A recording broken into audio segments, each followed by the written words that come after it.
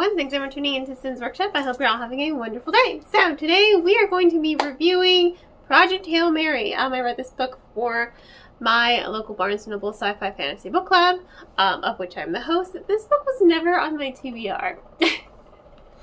Never on my TBR. It didn't seem like it was going to be my type of book. And this is what I have to say. I'm an idiot. I love this book. This book was great. I was unexpectedly delighted by this book. I loved the story in general. I think it was really just masterfully well done. I'm trying to organize my thoughts. And I wrote down my notes too. I'm like literally looking at them right here. But I just don't know where to start, you know, because it was just so well done. So I guess we'll start first with the science aspect of the book.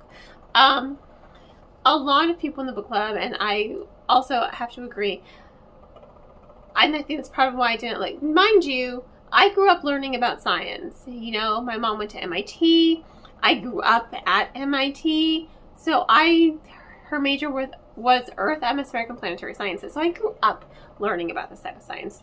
So I have a little bit more knowledge on theoretical physics and astrophysics than maybe your normal bookworm, except I'm not normal, right?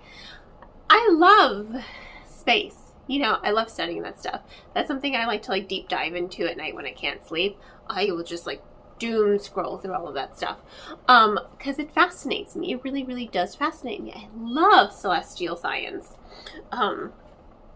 So for me, the science aspect of the book was, I could understand it. I could follow along with it. But a lot of the people in the book club, and I have to agree, you know, it's really science heavy. It's really science heavy. But here's what I think Andy Weir does really well, is he explains it to you. I mean, you have to remember the character, Grace, he is a teacher. He teaches high school students, right? He is a teacher because he chooses to be a teacher. He likes being the cool teacher. So because of that, it is accessible.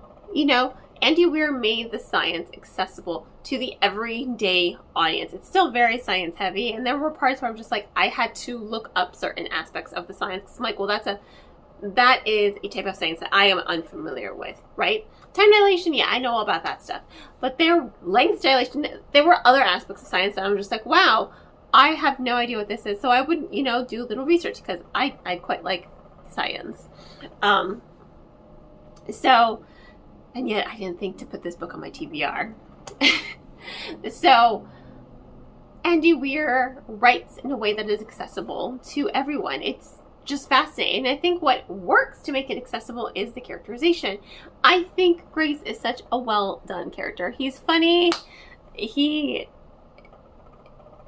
kind of hates himself, but he's so funny about it. I mean, usually when characters, you know, kind of hate themselves and they bog down on themselves, it usually takes me out of the novel, and I'm just like, oh my god, can we stop with the self-hating? It's a normal aspect of life. We all go through it. It is realistic, but too much of it can tend to bog down the story, right?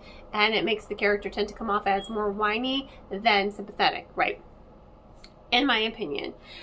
Andy Weir does it in such a way, it's humorous. You know, I went into this book thinking, oh goodness gracious, it's going to be dry. And I feel like this is going to be a dry book. It was not dry at all. I was so pleasantly surprised by just the tone and the way it was accessible and the humanization of it as well. And I think that's what Weir does so well, is he makes Grace so human. You know, he is self-deprecating. He does call himself a coward.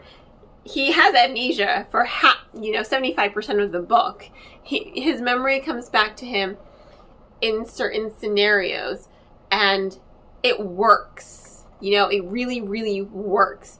Usually when you have flashback scenes, those can sometimes take a reader out of it, but even everyone in my book club who are just like, I hate when they have dual timelines, but and it was a general consensus, but it was done so well that I liked it. And I agree. You know, I am someone who doesn't mind non-linear timelines. I don't mind flashbacks. as long as they serve a purpose. You know, as long as they serve a purpose. And in this case, they not only served a purpose, but they were also very humanizing. You know, and it also, again, it made you more empathetic towards Grace. It made him more likable. It made you understand his situation more because you're also getting to know his backstory as it comes to him. Because he has no idea who he is as he's waking up. He's like, where am I? He's like, okay, I'm a scientist. All right. I know this and I know this. It's slowly coming back to him. So as it's slowly coming back to him, it's slowly, coming back to the reader. He has this tone. He's funny.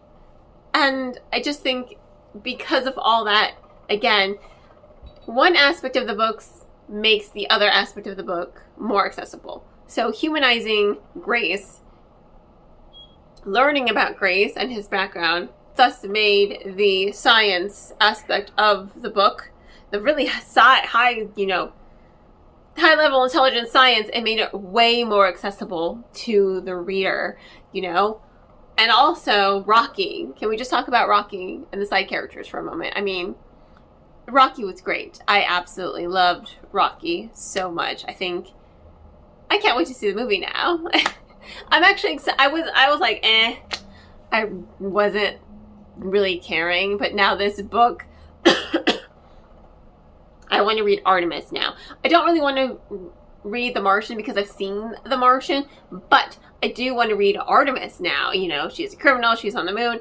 Now that I know Andy Weir's style of writing is humor and not dry, which is what my fear was going into this, now I'm excited to read more of him, and now I want to read more of him. Now I want to go pick up Artemis from the store and physically read it because I audiobooked. First of all, this book had a spectacular audiobook. If you are going to get this book, I highly recommend the audiobook just because of the different inflections, especially when he learns to talk to Rocky, because Rocky is an alien and they kind of communicate via wavelength and sound.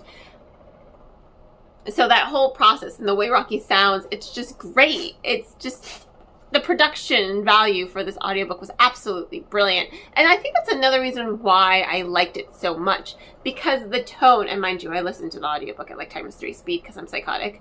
The tone, the humor, Rocky, the different tone and inflections going into the production of the book, for me, I think made it a little bit more accessible, and that's why it didn't feel dry at all. I just loved it. I loved every aspect of this book. I thought the pacing was so excellently well done. I love the way it goes back and forth between past and present and how we're slowly discovering Grace and who he is. At the same time, he is remembering who he is. I love the humor. I love the science aspect, even the bits of science that I didn't quite understand. Again, I'm a publishing major. I'm a writing and publishing major. I went way the opposite direction of my mother. So my knowledge stops at reading Scientific American magazines, which I haven't done in years, but science fascinates me. It really does.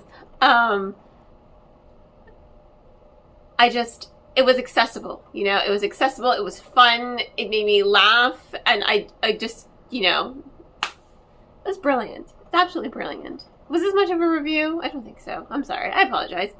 It was such a good book.